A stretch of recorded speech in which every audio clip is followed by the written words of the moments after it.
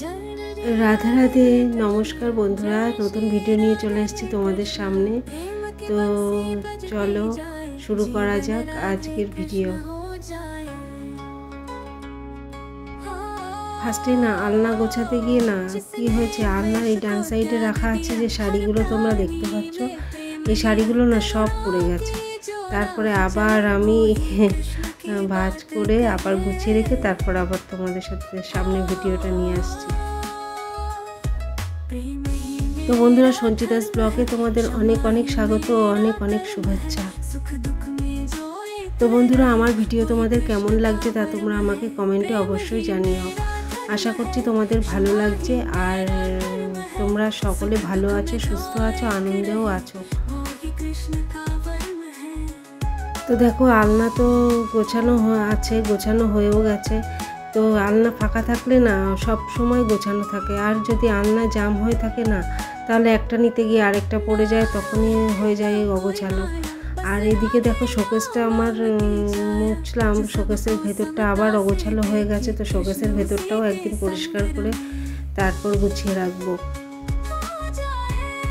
এদিকে না আলমারিটাও অনেকদিন মোছা হয় না, তাই আলমারিটা মুছে নিলাম। আর এদিকে চলে এসেছি ড্রেসিং টেবিল মুছতে। ড্রেসিং টেবিলটা না একটু জ্যাম হয়ে আছে, তো একটু সব ঠিকই আছে, টুকটাক দুটো একটা জিনিস বাড়তি এসে গেছে, সেগুলো সরিয়ে আবার জায়গায় রেখে আসবো। আর ভালো করে মুছে নিচ্ছি ফার্নিচারগুলো।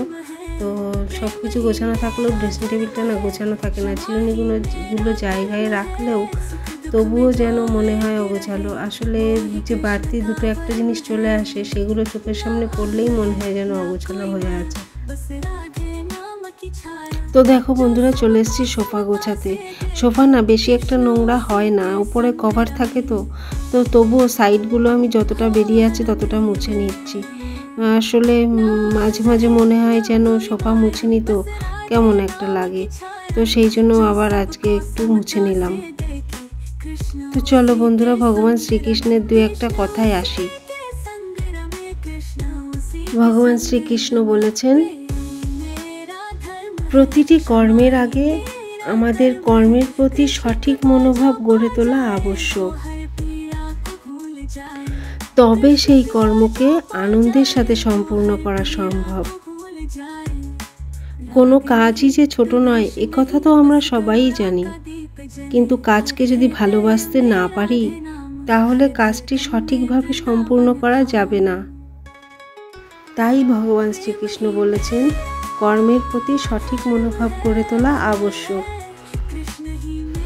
তো বন্ধুরা, ডাইনিং টেবিলটা না অনেক দিন মোছা হয়নি, আজকে হঠাৎ মনে পড়লো। আর তাছাড়া আজকে ঘর গোছানো ছিল, তো ঘর গোছানো থাকলে তারপর ঘরের ফার্নিচারগুলো মুছতে ভালো লাগে। আর যদি ঘর চারিদিক এলোপাথারি থাকে তাহলে না মুছতে ভালো লাগে না। আর টেবিলটা আমি বাদের খাতায় রেখে দিই, টেবিলটা মোছা হয় না সেরকমভাবে, শুধু ওপরটাই মোছা হয়। চেয়ারটাও মোছা হয়, কিন্তু টেবিলের নিচটা আর মোছা হয় না। তো আজকে মনে পড়েছে, আর কাজটাও হালকা আছে, তো সেই জন্য টেবিলের নিচটাও মুছে নিচ্ছি।